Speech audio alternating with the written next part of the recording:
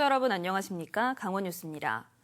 강원도가 내년 예산을 역대 최대 규모인 7조 6천억 원대로 편성해 어제 도의회에 제출했습니다. 이 같은 예산 규모는 역대 최대치고 올해 당초 예산보다 11.1% 많은 것입니다. 사업별로는 각종 재난재해 대응 체계 강화에 7,100억 원을, 액체 수소와 청정에너지 등 그린 뉴딜에 5,800억 원을 투입하기로 했습니다. 강원도는 내년 세수 감소가 예상돼 사업 재구조화와 업무 추진비 삭감 등으로 예산 5,700억 원을 절감하고 2천억 원 정도 지방채를 발행할 계획입니다. 강원 영동 지역에는 학교 폐교 등으로 방치되고 있는 대학 캠퍼스가 있습니다. 하지만 마땅한 활용 방안을 찾지 못한 채 지역의 흉물로 전락하고 있어 대책 마련이 시급하다는 지적입니다. 조현주 기자가 보도합니다. 2018년 2월 폐교한 동해시 한중대학교입니다. 학교 법인이 파산하면서 법원이 지정한 파산 관제인이 재산권을 관리하고 있습니다. 지난해 말 학교 용지와 시설을 팔겠다고 공고를 냈지만 사겠다고 나선 곳이 한 곳도 없었습니다. 그 사이 학교는 방치됐고 폐허로 변했습니다. 또 기숙사 진로 곳곳에 이렇게 낙서까지 떨어져 있지만 치워지지 않고 있습니다.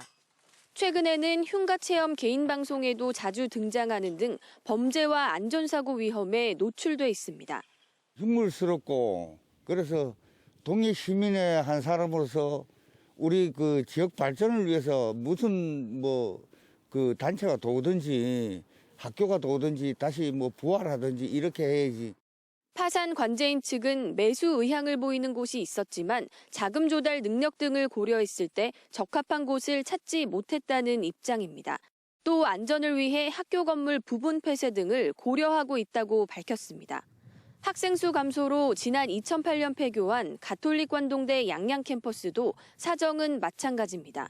대학이나 양양군 모두 활용 계획이 없습니다. 모든 가능성을 열어놓고 검토를 할 수 있다는 입장인데 전략적으로 신빙성 있는 아직 그런 것들을 접수한 상태는 아니거든요. 지역사회 활성화 기대를 모았던 대학 캠퍼스가 오히려 흉물로 변하면서 시급히 활용 방안을 찾아야 한다는 지적이 잇따르고 있습니다. KBS 뉴스 조윤주입니다. 2020 디지털 아트 강릉문화제 야행이 오늘부터 사흘 동안 오후 6시부터 11시까지 강릉 대도호보관화에서 개최됩니다. 올해로 8회째를 맞는 강릉 야행은 코로나19 확산 방지를 위해 무대 공연과 체험, 먹거리 프로그램 등을 제외하고 건축물 조명을 활용한 미디어 파사드, 드론 공연 등으로 축소 운영됩니다. 또 야행 행사 관람을 위해서는 강릉문화원이나 읍면동 주민센터에서 선착순 배부하는 입장권이 필요합니다. 강원도 소방본부는 지난달 26일부터 보름 동안 도내 30층 이상 고층 건축물에 대해 소방점검을 벌인 결과 조사 대상 69곳 가운데 6곳에 화재 대응 설비 시정 명령을 내렸다고 밝혔습니다. 적발된 건축물들은 춘천과 원주, 속초, 삼척 등 4개 시군에 위치해 있습니다. 주요 적발 사항은 방화문 자동 폐쇄 장치나 비상 방송 설비 작동이었습니다. 정부의 감염 취약시설 전수검사 조치에 따라 속초와 태백시가 노인요양시설과 보호센터에 대해 코로나19 전수검사를 선제적으로 실시합니다. 속초시는 이달 20일까지 요양병원과 요양원, 주간보호센터 26곳에 이용자와 종사자 794명에 대해 코로나19 전수검사를 진행합니다. 태백시도 노인요양시설 5곳에 이용자와 종사자 270여 명을 오는 16일까지 전수검사하기로 했습니다. 코로나19와 경기 침체의 여파로 태백 지역 인구와 구인 수는 감소하는 반면 구직 희망자는 늘어나는 것으로 나타났습니다. 태백 상공회의소가 발표한 올해 4분의 3분기 지역 경제 동향 조사 보고서를 보면 지난 9월 말 기준 태백시 인구는 42,937명으로 지난해 같은 기간에 비해 1,155명이 줄었습니다. 또 전체 구인 수는 135명으로 지난해 같은 기간에 비해 48.3% 감소했지만 구직 희망자 수는 785명으로 전년 동기보다 13.1% 증가해 지역의 심각한 구직난을 반영했습니다. 동해시가 LH 영구임대주택인 천곡동 주공 5차 아파트 502동 80가구의 예비 입주자를 모집합니다. 신청 자격은 동해시에 거주하는 만 19살 이상 무주택자로 생계급여와 의료급여를 받는 기초생활보장 수급자 등입니다. 신청 희망자는 이달 25일부터 다음 달 8일까지 주소지 동행정복지센터에 신청하면 됩니다.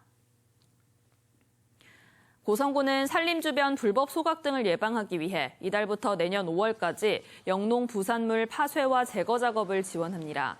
이에 따라 고성군 소속 산불 예방 인력 20명이 신청 농가의 영농 부산물을 현장에서 파쇄해 톱밥이나 비료로 활용할 수 있도록 할 계획입니다.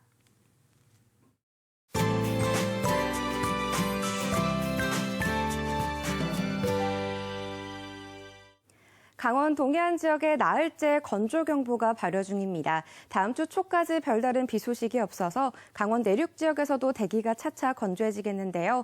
이 강원 산지와 태백에 내려진 건조주의보가 더 확대되거나 강화될 수 있겠습니다.